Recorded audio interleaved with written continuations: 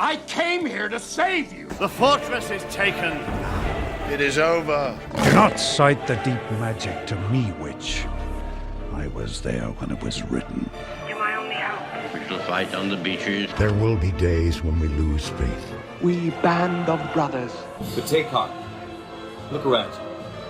You're not in this fight alone. I bid you stand! Men of the West!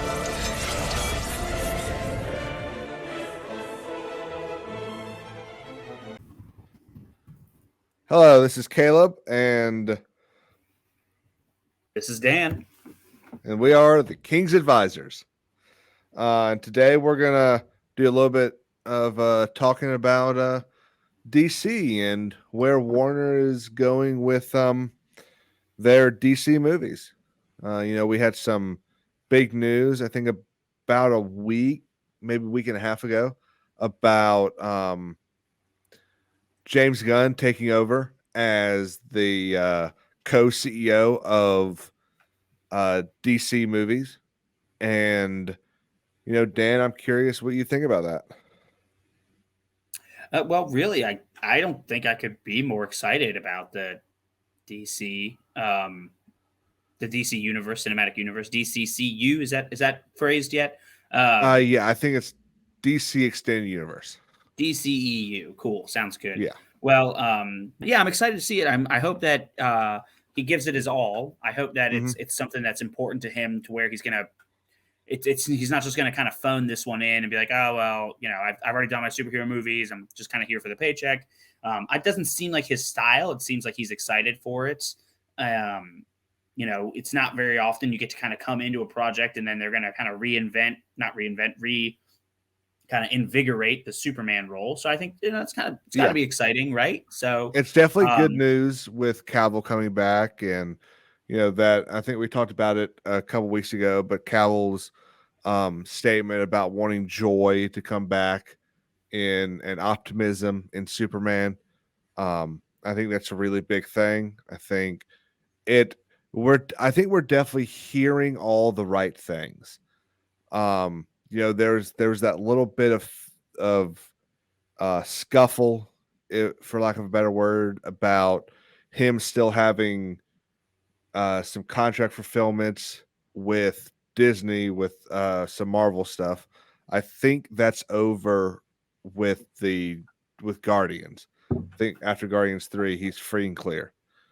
I'm definitely interested to see where we go from here. I think this definitely isn't something that we'll see the payoff for a little while. I think we've got a couple years before we see Cavill back as Superman. We see whether or not The Rock returns as Black Adam. We've got the next Shazam movie next year, but to my recollection, that's the last planned thing. At least live action. I know they're animated. You're missing the big one, buddy. The Flash. That's the one they can't get rid of. Yeah. Well, I keep expecting them to cancel that. They can't. It's too much money. They've spent too much money. Well, that's true. Yeah, that's true. They literally cannot cancel this one. And it's kind of fascinating to watch how these people have put themselves in the situation with very loose cannon actor that they're forced to work with now. It's just interesting, right? And exactly. I think it highlights that bigger point of the lack of planning with the DCEU. Mm-hmm. I mean, it's like how not to write a cinematic universe, right? Well, it's funny because they had these TV shows that were extremely popular, and they decided not to use the actor that was known for playing Flash. And I never watched them. I've never been a big fan of anything that's on the CW. But I know that they were very popular. And it just shocks me they wouldn't use a character that was an actor that was kind of a household name. And went with Ezra Miller. And then I think the more surprising thing was, he's had like two different little things happen. he choked out a fan like 2 or 3 years ago. And then I believe had a slugging match with someone before that, in between filming Justice League and even before he started on The Flash. So I'm a little surprised they stayed with him. You know, you choke out a fan, you're gonna lose your job. I mean, Well, you know, I feel like you should. Well, right, you know, but we have to remember that. How do I say this delicately? They, them, aren't that don't have to play by the rules, right? That's plain to see. Yeah, That certain things like this happen, and it's almost like the industry's going out of its way to make sure that it's not an issue, right? It's kind of like how Disney edited out the casting couch scene from the end of Toy Story 2. That sounds appropriate to do that. Yeah.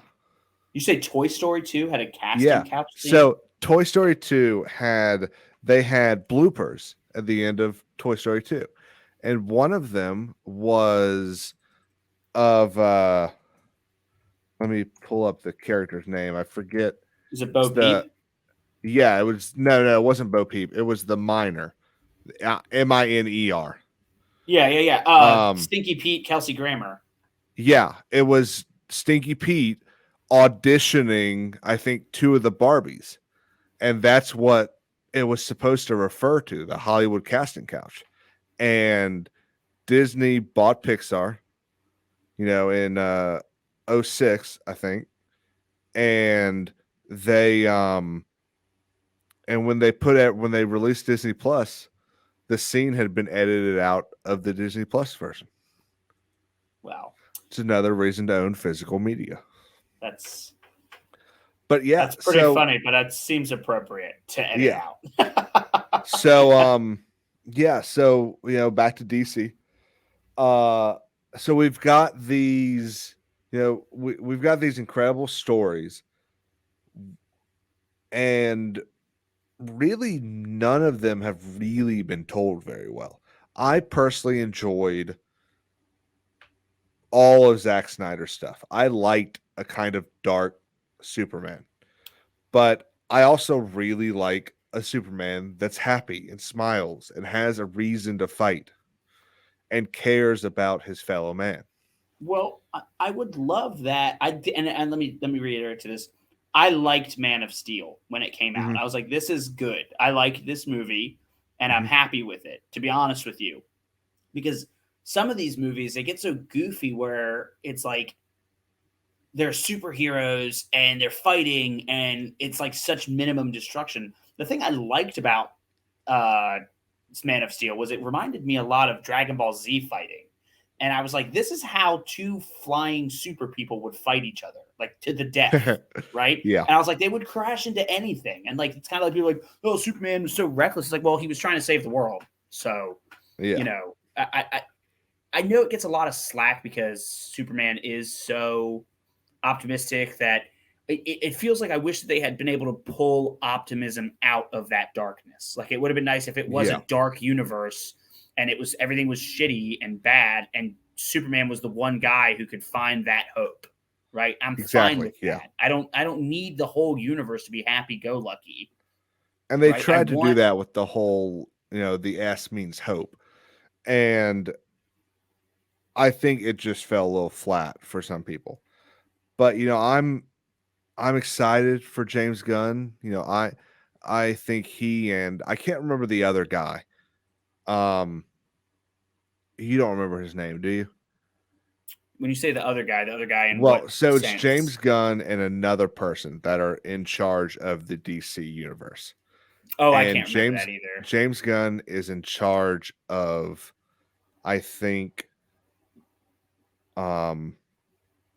theatrical releases, and I think the other guy is in charge of anything that goes on HBO Max. I'm not entirely sure. I'm sure any comments, we'll correct us on that, and we'll issue some sort of I was wrong.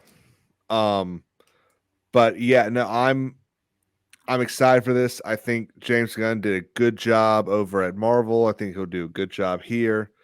And it's one of the other great things is what's the CEO's name? Zaslav. Zaslav. Zaslav clearly understands that in order to have a successful movie franchise, you need one guy in charge. And you can't have 4 different people deciding how one movie is going to look. And I think that's a lot of what we saw with a lot of these other movies. You've got Zack Snyder comes in and directs Justice League, gets fired. You got another guy that comes in and re-edits it. And the Snyder Cut gets called for years, and they finally release it. It's like the #1 streaming thing for weeks. And then you've got I believe the same thing happened to the Wonder Woman movie, the second one, that they had someone come in to like write it, and then they left, and then No, I think it was Patty Jenkins the whole time. Was so the it? difference was that Okay. Patty Jenkins in the first movie had a staff of writers. Mhm. And she wasn't the only person writing it. While she was directing it, she wasn't the only person writing it. In the second one, she turned into the writer as well, which okay. which is why I'll be honest, I didn't really like Wonder Woman, the first one. I didn't really care for Aquaman that much. I didn't really like Batman versus Superman. I thought they were this is where they were really starting to like kind of give me headaches with this, because it just seemed like Wonder Woman 1984 or Wonder Woman 1, the first one, was so just like blasé. Here's a character who's fighting bad people, and the bad people are bad because they're bad, and she's good, not bad. So don't be bad, but be good. I was like, oh my, I just so stupid. Like, I'm so bored with this story. Aquaman was like pretty cool, right? Like I liked basically it was like Lord of the Rings underwater, right? Like that was kind of cool. Mm-hmm. But I think the story was so mundane and so generic that it was like, it was just so like blah. Like I just didn't care for it. Like I liked Superman. I like Man of Steel because that was like a really cool take on Superman to me. And then when we got into all the rest of it, I just started feeling like this is just trying to copy Marvel now. Like this is just trying to do what Marvel's doing. And they had some moderate success with Wonder Woman and Aquaman, but I think it was really shows that these issues with Aquaman 2 with Amber Heard, like how are they going to get around that? These issues with Wonder Woman 2 where she kidnaps a guy, like it seems to be like, and she's the hero. Like it's just like these issues are so blatantly, like just you're so cringe doesn't describe it, right? Cringe is not an accurate word to describe the annoyance that some of these movies generates in me. Yeah. But I feel like with the tonal shift coming, it's clear that they're going to go in a new direction again, which is fine. I mean, no one's got a gun to their head to make them do what they're doing. Like I like creativity. I think I'm excited for this for the first time since the first time since I thought of Batman versus Superman, and then I saw the movie.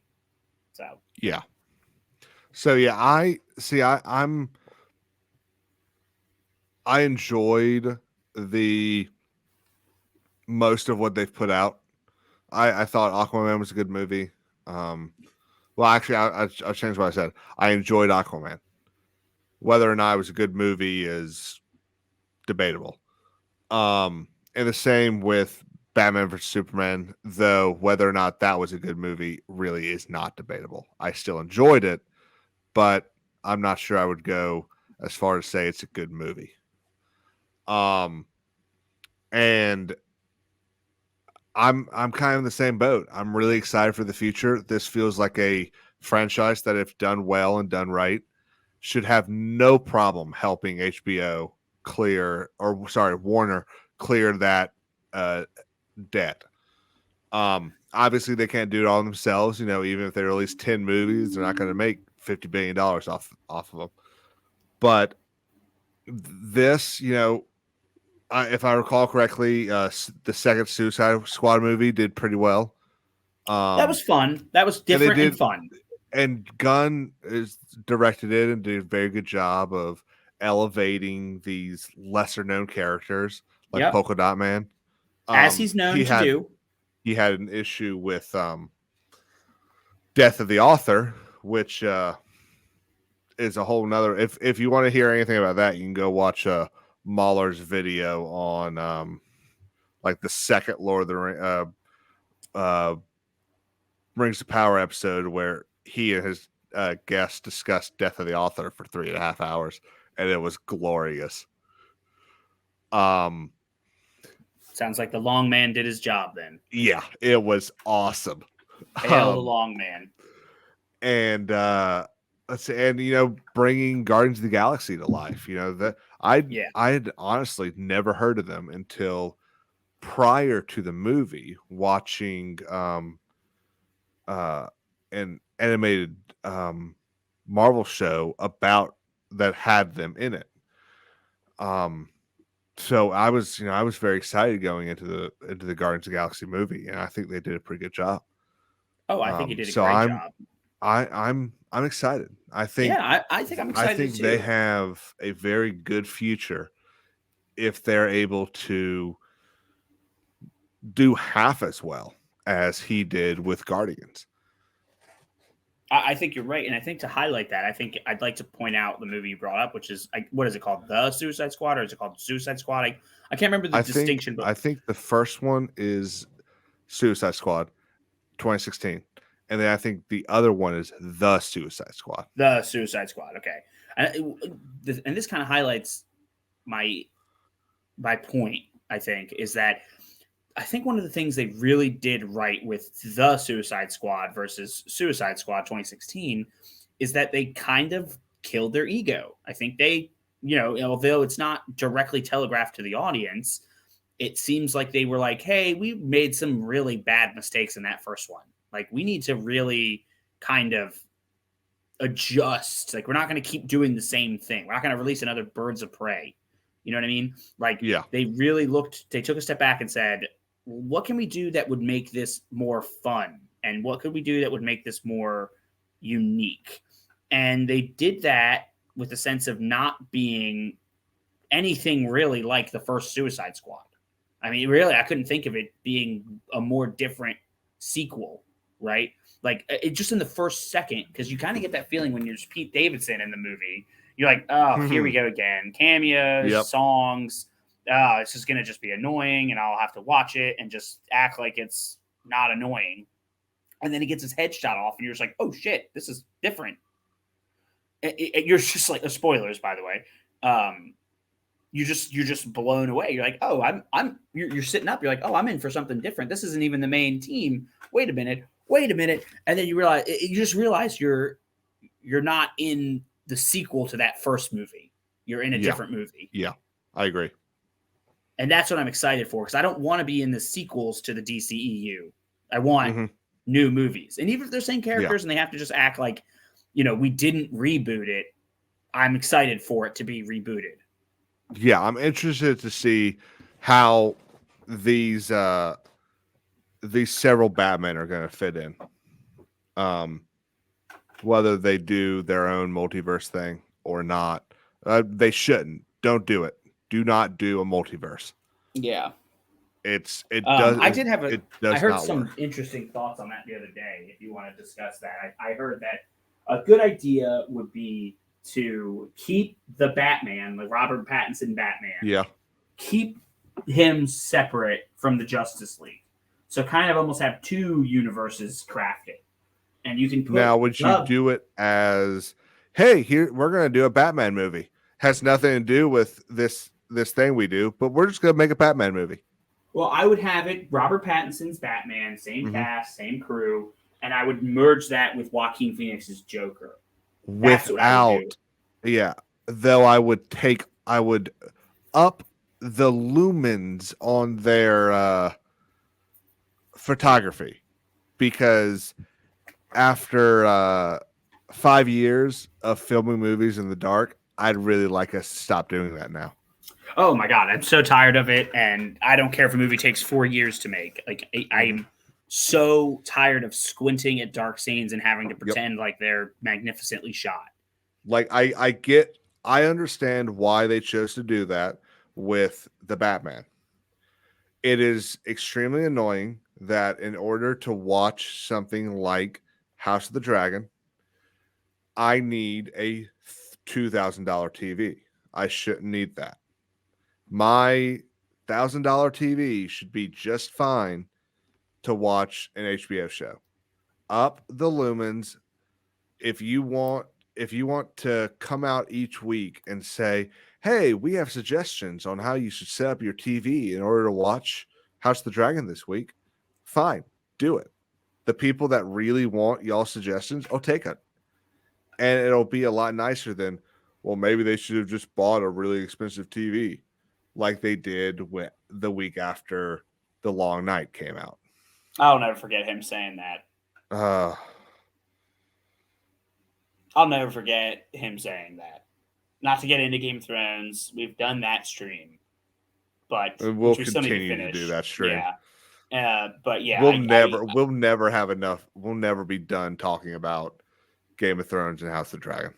That's good. It's fine. It's fine. It's actually really fine because I'm back into Preston Jacobs videos anyway. So there you go. I'm teaming with theories now, and I need to discuss them.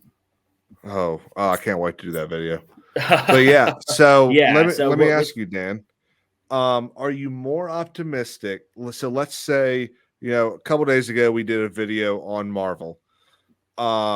Today we're doing this DC video. Are you more optimistic on Marvel's future if they somehow, I won't say completely right the ship, but if they stop the sinking? Are you more optimistic on that, or are you more optimistic on DC as it stands? I'm not excited for any aspect of Marvel. And I know that seems probably harsh if Robert Downey Jr. and Chris Evans are back and Thor's No, it just makes you a sexist. It's whatever. I mean, I don't, that's fine. Whatever. I think I've demonstrated in that Marvel stream that I'm a bigger feminist. I'm a more of a fan of femininity than feminists are. But I won't divulge into that again. Go listen to that stream or go listen to that video. It's a good video. I will say that I'm just not excited about it anymore. I've seen Iron Man shoot his laser off Captain's shield. I've seen Cap pick up Mjolnir. I've seen Thor chop off it. I've gotten what I needed out of it, and I haven't gotten that out of DC yet. I want to see the Superman movie of this generation. I want to see Henry Cavill just bring awe to the role. I want to see Batman actually be Batman. I don't give a shit about his origin anymore. I just want to see the world's greatest detective. Stories. Yeah, I just want to see him just be the world's greatest detective. Like, we never get that. He's just, this is my origin, and I'm brooding, and I'm not as good as the rest of everybody. It's like, no, I'm tired of this. I just want to see what I know can be created, whereas I feel like I've already gotten that out of Marvel. And if they change my mind, if Guardians 3 comes out and I'm just like, oh my gosh, I can't wait to see Taserface's son come back for revenge. You know what I mean? Like, you know what I mean? Like, it's just like, I just don't care, I guess. Yeah. And it's more at this point, it's more interesting to just keep an arm's distance from it and not worry about it.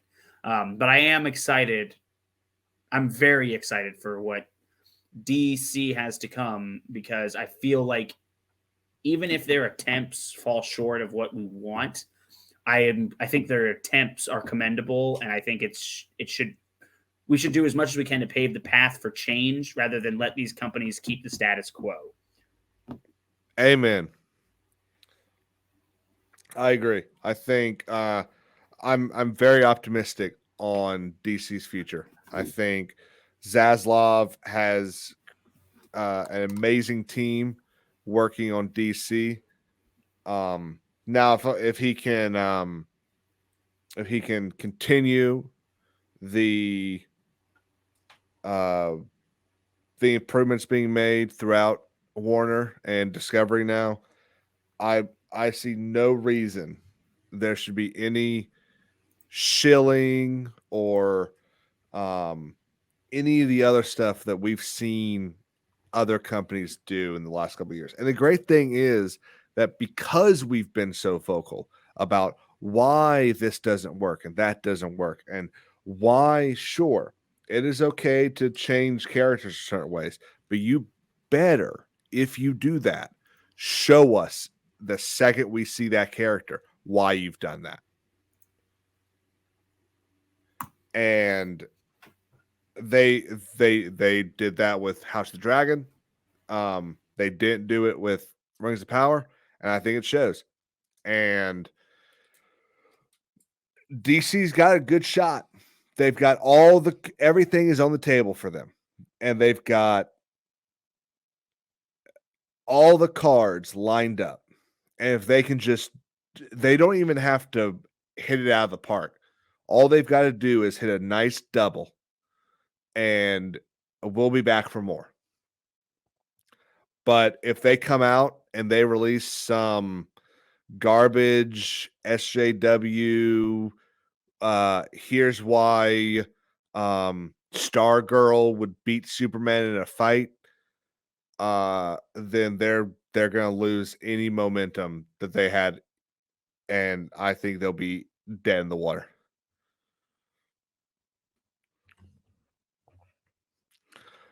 Well, Dan just let me know his internet actually just died or went out or something like that. So that's pretty much where we were going to end the stream anyway. So, on behalf of Dan, I'm Caleb, he's Dan.